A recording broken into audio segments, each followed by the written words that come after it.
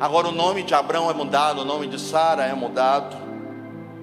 Meus irmãos sabem, conhecem essa história e sabem muito bem o que acontece diante de tudo que eu falei. Por quê, irmãos? Pode passar. O fator tempo não determina o fim do processo, mas é o propósito que determina o cumprimento das promessas de Deus na sua vida, na sua casa, na sua família e na história da primeira igreja batista em Bom Sucesso. Se você acha que 105 anos é muito, para Deus um dia é como 1000 anos. E 1000 anos é... Pastor, se prepara que tem 1000 anos ainda para caminhar. Tem muito tempo para caminhar. Se você acha que a sua história terminou, eu quero dizer para você que o fator que muitas vezes para nós é determinante, ele não determina o fim do processo, mas é o propósito que determina o cumprimento das promessas, o sim e o amém de Deus na sua vida, na minha vida, na sua vida. E por que você deve pensar desse modo? Em primeiro lugar, para que não sejamos reféns das circunstâncias da vida. Tá sol, eu estou bem. Tá chuva, eu não estou bem. Tá frio, não tá legal. Tá calor, tá tudo muito bem. Irmãos, as circunstâncias desse mundo nos fazem pensar em desistir. Eu falava um tempo atrás lá na igreja que se nós pararmos para pensar antes de pandemia, o problema era a violência na rua e o mosquitinho da dengue em casa. Era melhor morrer. Hoje nós temos a pandemia ainda. E vou abrir um parênteses aqui, se o pastor me permite. Deus não falou para ninguém que a pandemia vai acabar. Mas Deus falou para todo mundo na sua palavra que Ele também é o dono da pandemia, porque Ele está acima do bem e do mal. Ele tem o controle de todas as coisas. Ele está no trono e Ele quer despertar o seu povo, que nada nem ninguém, nem vida, nem morte, nem criatura alguma, nem pandemia alguma pode separar eu e você do amor que está em Cristo Jesus. Ou seja, não são as circunstâncias que dão a direção na nossa vida, mas é o propósito de Deus que nos faz saber que nós somos mais do que vencedores. Ele que nos amou. Teremos tribulações sim, adversidade sim, assaltos sim, mas maior é o que está em nós do que o que está lá fora. Eu não sei como você entrou aqui nessa noite, mas uma coisa é certa: as circunstâncias não podem te fazer refém, porque o que Deus tem para fazer na sua vida, se você está aqui, e se você pode dizer, até aqui nos ajudou o Senhor, saiba que você tem ainda algo a trilhar com Ele. Eu quando olho esse capítulo, quando fala que haveria alguma coisa difícil para o Senhor, você pode perceber que no capítulo 18 há uma aparição dos anjos. Irmãos, eu vou dizer um negócio muito louco para os irmãos, desculpa a palavra, mas que se aparecer anjo para mim hoje, eu saio correndo. E olha que já apareceu. Eu acho que já contei isso aqui da outra feita. Nós íamos para uma oração na madrugada, e eu já estou há 18 anos naquela região. E numa daquelas feitas de andando, eu ia passar por uma ponte que não caiu, e eu lembro que parou um ônibus branco, e abriu-se a porta, e o motorista disse assim: Pastor Marcos, hoje eu que vou te levar no culto de oração. Eu entrei naquele ônibus, eu só e aquele homem. Não era homem não, gente. Ele me deixou em frente à igreja, ele me deixou na igreja. Já se passaram mais do que 20 anos, porque eu faço 20 anos agora de ministério pastoral. Eu lembro o rosto dele, eu lembro a cor do ônibus, mas eu nunca mais vi esse sujeito. Nunca mais. Porque as circunstâncias não podem nos parar, a pandemia não vai nos parar, a adversidade, o desemprego, o problema, a saúde, nada disso vai nos parar. Porque o nosso Deus, até os seus anjos, Ele dá ordem ao teu, ao meu, ao nosso respeito.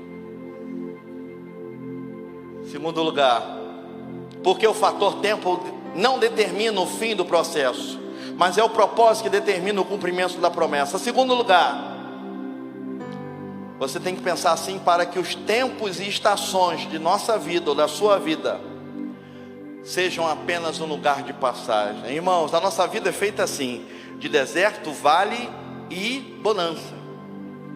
Se você parar para olhar direitinho, são desertos, vales e bonanças. Fica assim, é um ciclo.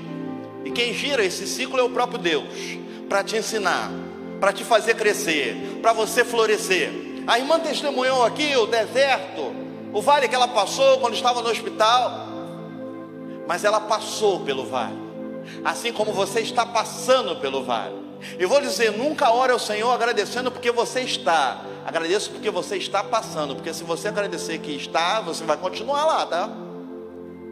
Porque deserto, porque vale é lugar de ensinamento. Por exemplo, no deserto você vê um monte, mas você está sozinho. Escassez, frio, calor, tempestade, areia, nada à tua volta, sede, fome. É a hora que você quer ajuda e não tem ninguém para te ajudar. Mas se você colocar os teus olhos fitos naquele que está no monte, que é Deus, você com certeza chega lá. No vale você não consegue ver o deserto, você só consegue ver a subida íngreme tão difícil para chegar no monte. Mas se você olhar para os montes e falar, ainda que seja íngreme, ainda que seja difícil, mas é de lá que vem o meu socorro, porque o meu socorro vem do Senhor que fez os céus e a terra, o meu socorro vem dos montes. Você sai do vale, porque a tua direção está naquele que está no monte. Mas o que fazer quando chega no monte? O que determina o tempo de você, a tua estadia no monte, no tempo de vitória, no tempo de sobejar, é a tua fidelidade a Deus. Deserto, preparação, vale, preparação, monte, é aquele tempo maravilhoso. Irmãos, quando eu falo isso, pastorzão, eu lembro de Paulo falando, Senhor, eu conheci um homem que viu coisas inefáveis. Ele viu o céu, o terceiro céu. Você sabe quem foi esse homem? Você sabe, pastor? O próprio homem que conta, Paulo. Coisas que ninguém é digno. Irmão, deixa eu falar um negócio aqui, pastor. Eu fico pensando às vezes no que a Bíblia, eu volto já porque eu estava falando de tantas lutas que a gente tem. Me pego às vezes naquele texto que fala assim, ó, Jesus falando, vinde benditos de meu Pai para o gozo. Isso é coisa minha. Eu me imagino, Rodrigo, Jesus dando aquela olhadinha quando está falando isso para mim e falando assim, ó, venha bendito de meu Pai. Quando ele dá aquela olhadinha para mim, o Senhor Jesus, na hora, o que eu não conheci em parte, eu vou conhecer por completo, dá aquele clarão, e ele dá aquela olhadinha assim, dizendo assim, com o olhar, você está entendendo porque tu passou aquilo tudo? Você está entendendo porque tanta luta? Você está entendendo porque tanta adversidade? Tu está entendendo porque tanto crescimento? Ele dá aquela olhadinha assim.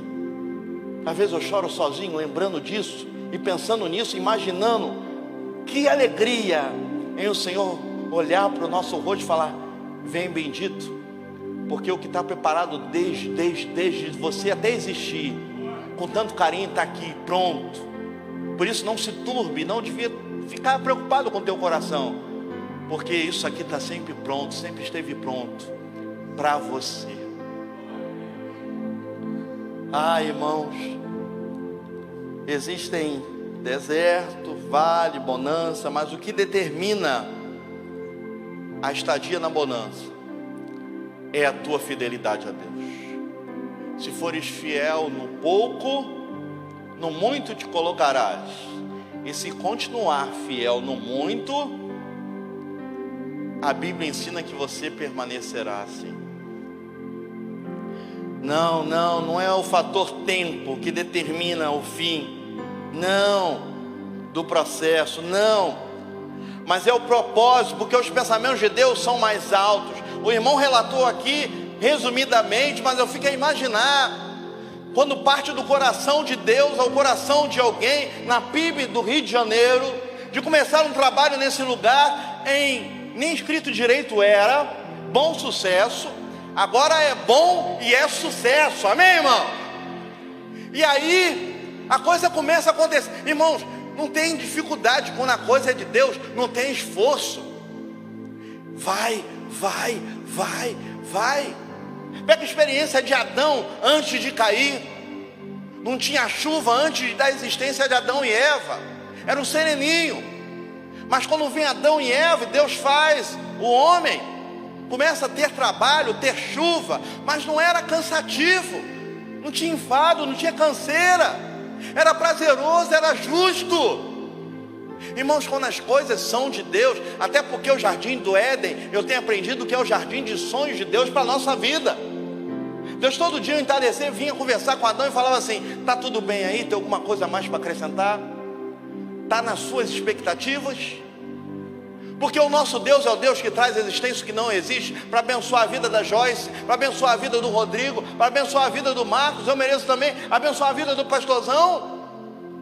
Então nós precisamos entender que os tempos, as estações na nossa vida, sejam quais forem, é só de passagem. Mas a bonança Deus separou para aqueles que nele esperam. 1 Coríntios 2,9 fala que nem olhos viram, nem ouvidos ouviram o que Deus tem preparado para eu, para mim, para você.